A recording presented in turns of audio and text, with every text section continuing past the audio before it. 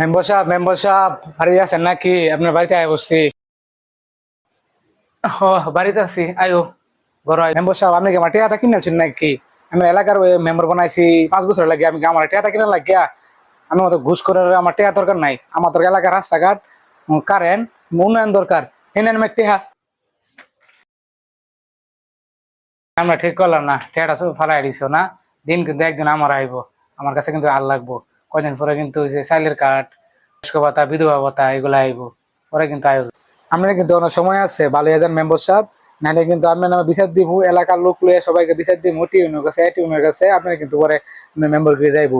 আর সামনে এইবার যে শেষ না, সামনে আবার দাঁড়াবেন না, একটা ভোট হইতাম না।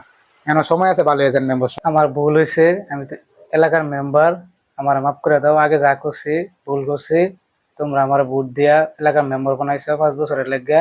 আমি এখন থেকে ভালো কাজ করাম, কারেন্ট এবং রাস্তাঘাট উন্নয়ন করাম। আমার জন্য দোয়া করবা। সবাই ভালো থাকো, আমার এলাকার খোঁজ খবর নিতে হইব। আসসালামু আলাইকুম।